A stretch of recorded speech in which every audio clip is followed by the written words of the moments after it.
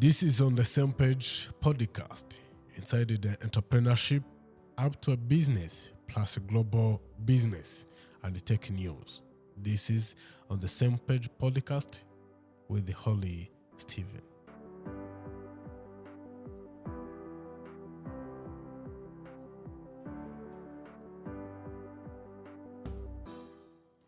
Welcome back on the Same Page. This is on the Same Page, as they said, inside the entrepreneurship to business plus global tech news, global business and tech news. So, this is another episode. We are dive deep into the world of entrepreneurship, business also, but today our episode we are going to dive into digital inclusion, promoting digital inclusion. Promoting a digital inclusion, and I'm ensuring everyone have to access on digital technologies.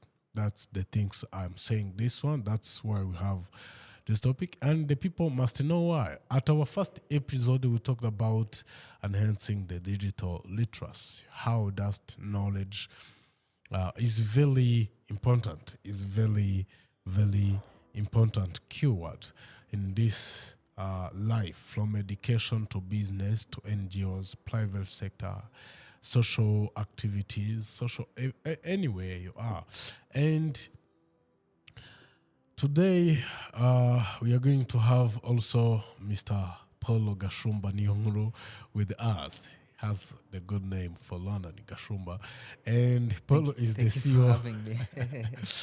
Paulo is the CEO of the Com Agents, IT consultant, as I said, creative planner, graphic designer, and podcaster. Yeah, I'm not going to say no much today because he's the person we know, and I hope that he has a wealth of knowledge to share with us today. Am I right? Yes, sir. And this episode, we focus on the crucial issues of our digital age. Promoting digital inclusion will explore the importance of digital inclusion in the modern society. And we will discuss the strategies to bridge digital divide and share and inspiring stories from organizations working to promote digital inclusion. Paul, welcome back. Thank you for having me, brother. This is a great topic. Talking about digital inclusion is something that we need to talk about, really, because I'm pretty sure a lot of people are in a situation where they feel like left behind and can't contribute to the digital world, cannot involve in digital stuffs, but see where the world is going. Is becoming a crucial part of life to be involved in the digital world, to be engaged to engage in the digital community. So feeling left behind is a detrimental thing to one's development. So digital inclusion is really a hot topic. Let's come back with that. You're the one who make me going to ask you this question. Okay. Let's start with the basic. Could you explain what is a digital inclusion is and why it is important in this modern world? I want to explain this, not briefly, but detailed. What digital inclusion means, detailed. Okay. Digital inclusion simply is all devices, everyone, all conditions, because all the life must be digital, believe it or not. Digital inclusion goes beyond just using your phone and being able to use your phone like everyone. But when we say everyone, it doesn't include only people who can use a phone by touch. Includes everyone who doesn't have hands to touch in the phone. It includes to incorporate everyone in every situation to be able to use the digital technology.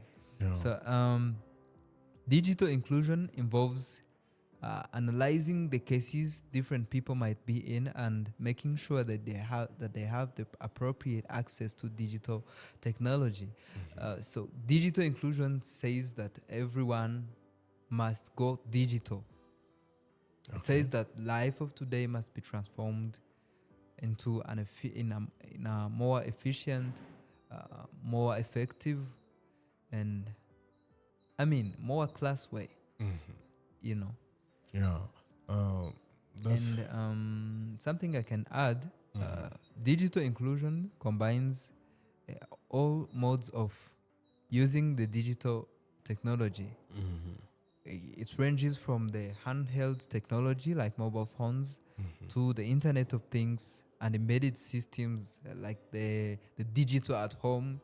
You see the digital security, digital business management, digital chores operation.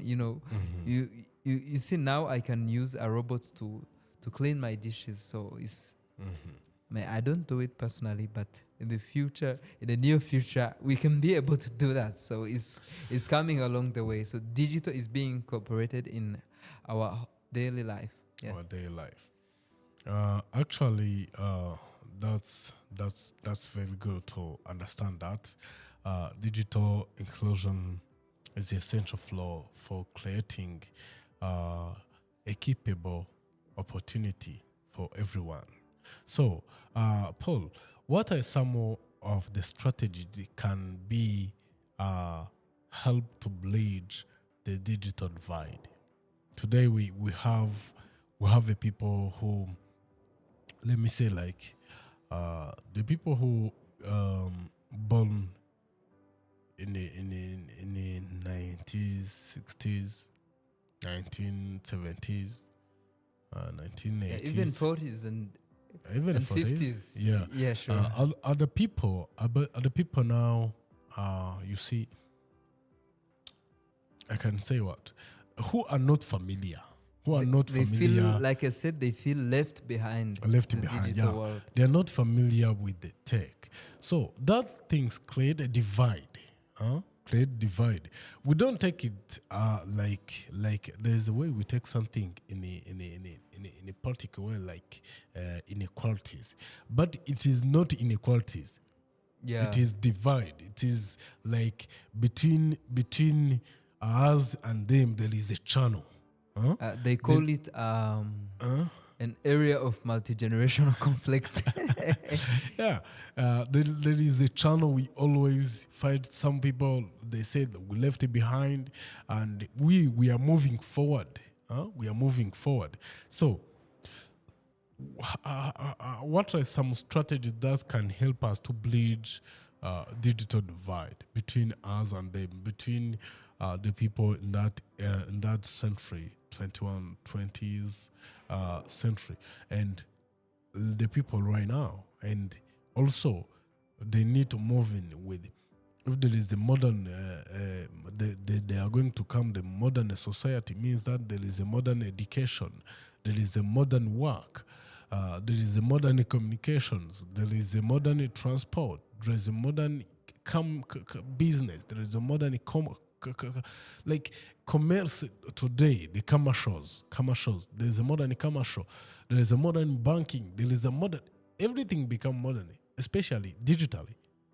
So what can be the strategy to make that, to bridge that? One of the strongest bridges I think we can use is empowering their capability, and they are empowering their way forward to digital literacy. I'm talking about teaching them, because all of these technologies come in a very fast way that next year the technologies that we are using today will be obsolete. So and in most of the cases, these people get the news last. Something comes anew, and you don't know it by the moment it comes. So the news have to be propagated, and in most of the cases, they are the ones who the news get to last. So what we can do is teach them and convince them about the importance of these the digital literacy and using the digital technology. Convince them about the importance of using the latest tech. So why does it really matter to be involved in tech, even if you are too old, even if you have the old ways you used to do things? Let us say if it's commerce, you used to do the traditional marketing, but we need to see how can we teach them about digital marketing. They have the ways they used to do operations in the factories and in their businesses. We need to see a way we can teach them about the importance of automating the systems, of using tech in all the things they did to improve the existing systems. Because when one understands the importance of something, it's no longer a struggle to get involved in it. Yeah. I think we'll need more and many strategies to be in that, but those are great strategy. And what can I say? Why the people from that age? I'm not going to say they're lazy, but they are afraid to learn new things. Do you see that perspective? Somebody, if it's hard to teach somebody, then try harder, because no one has to be left behind.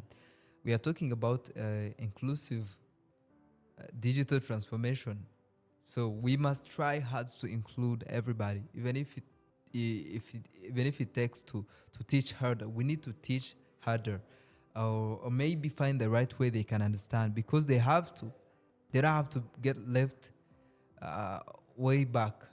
So we need to go holding hands with everybody. So if we had to do so, we have to try all the means possible for them to understand that it's important to get involved in digital technology. Paulo, here there is a thing I'm thinking, like, how do you see the collaborations between private sector, educational institutions, government institutions, like to not to left anyone behind? This one, you see, as you have been said in our last episode, there is an institution called Lisa. Now they are teaching people how to use anything, and smartphone, buying the power energy for their houses, paying the money for water, those paying the student school fees. Those are the people. And how you can see those continuity of the polar collaboration and partnership. And the reason why I'm saying this is nowadays we have the young CEOs, young entrepreneurs who are now setting up their business, like you from Como Agents. You are doing something digitally, and how you see the role of those collaborations in cutting out this digital divide. Okay. First of all, the generations we are talking about, people who are born in 60s, 50s, 40s, 90s, some of them who have not yet returned are working in those institutions you were talking about. What they really do is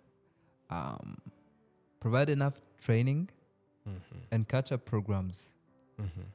That is where you see, like, a government institution have those seniors working in them and be providing them trainings. Those trainings might include part-time internships in the private sector, because I think in most of the cases, private sector get access to the information about the updated tech trends at first hand, because that's what they need to make profits.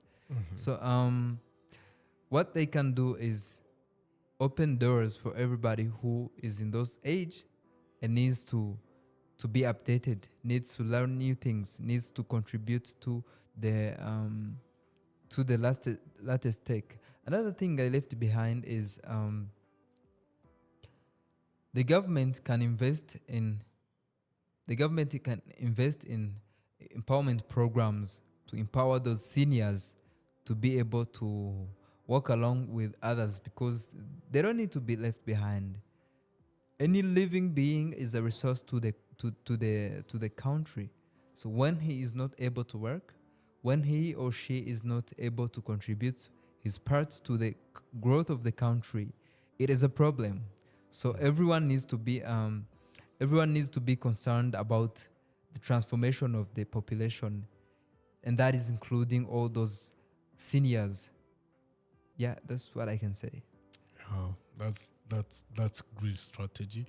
And can you share some stories or examples from your organization that are successfully promoting digital inclusion?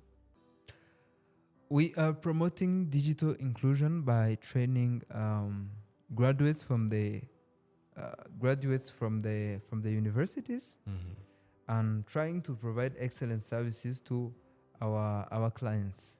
That's our areas of intervention. It's services and training. Trainings are part of our corporate social responsibilities. We do that from the heart, from the loving heart, love of the country. Yeah. And our commitment to providing quality services ensures that SMEs and organizations who reach out to us get services that take them in the digital transformation flawlessly. Yeah. Yeah, that's a spelling example. So what are the role do you think businesses and entrepreneurs can play in promoting digital inclusion? I asked that first, but the answer was only focusing on what government can invest in empowerment. Okay. But I want you to talk about only the part of businesses and private sector. Yeah, and entrepreneurs. Yeah. Okay, what I think is we can promote diversity. Let us say a case we have used an example of people who are almost left behind in the technology is seniors. People in the age of 40s, 50s, they feel like left behind, and technology is for people who are still young. But as a company owner or as a CEO, as myself, you have to realize that those people have something they can bring on the table, and employ them, partner with them. So they have a lot to bring. Even though you are bringing in the digital energy, they are bringing in the analytical, the strategic, and other kind of contributions they can have in the company. So opening doors to everyone who wants to join the company, if there is a way. Let us say, for example, we try to teach. I'm talking about com agency. We try to teach the people who are graduating from the university. Most of the times they don't have enough skills about what we do. But opening doors for them in terms of internship can turn them into better workers or even employees on themselves. So we need to find a way to bridge gap between everyone's access to digital transformation and make sure everyone's contribution is delivered. And I believe businesses have to be there as a bridge, as something that through it people can get access to that digital transformation. People can get access to delivering the visions they have in themselves, as a platform of helping people to how can I say this? To manifest their potentials. So businesses have to exist as that kind of a platform. So they have to open doors for everybody, even if it might not be in terms of employment. I can say this, and somebody who is listening to us can think, oh, I don't have an employment plan for July or June or the next following months. Maybe I will do it later. There's a lot of ways you can onboard new people in the system. And another thing is promote a culture of teaching one another at the job. Because at the end of the day, we don't have the same skills. There's a lot of people who work in my company who has got more skills than I do. I cannot know everything. No one can. So promoting the culture of teaching each and everyone who is in the company can help us put a brick to inclusive digital world. Your insights are very incredibly valuable. Before we close, do you have any advice for our listeners who want to contribute to the digital inclusion efforts? Digital inclusion, I'll go back to the definition. It means everyone, whatever device, whatever background, whatever schooling, wherever you stand in the academics or everything. So what I have to say is we have to accept the fact that we are different, but yet digital is this same umbrella that we all have to be under. Okay. So accepting that fact will allow us to help each and everyone you see like left behind and deal with these things. Most importantly, this thing I associate with inferiority complex. You can see somebody being like, depending on my background, depending on where I come from, I cannot use digital. I cannot even use a computer. You see that everywhere. Yeah. That kind of I cannot call it cheap mindset, but it's a problem in human thinking and the mindset. Let's teach one another. Let's empower each other. Let's live for one another in this digital transformation. So that's what I think, basically. Yeah. Thank you so much, Mr. Paul. It's been a pleasure having you on the show again. You journal and insight are truly inspiring. Anyone can hear that. Like, I love the things you say. Let's not left anyone behind. Let's not leave anyone behind. Like you're telling us, you're telling everybody, take the hands of someone else. You can go with someone, tell and show them, teach them what you know. And so they can teach you what they know. They can also teach you what they know. Yeah, sure. So that the contribution become connected. Yeah, sure. That's very things. I know I was only finding I didn't find the slogan of on the same page, but I get it. Now I take this one. What's that? Let's leave no one behind. Yeah. Let's leave no one behind. The slogan is from me. Slogan from my friend Paul. So thank you so much, Paul, for being here. And I hope that when we need to also tell London people more about this one, digitally, I hope you'll be here. I'll be here when you need, just in the time. Thank you for so Africa. much. Thank you so much. And that is it for today episode on promoting digital inclusion. And we hope you found this discussion insightful and inspiring. Don't forget to subscribe on any channel you're going to see on Same Page Podcast for more valuable insight and stories from the world entrepreneurship and business, plus global business and tech news.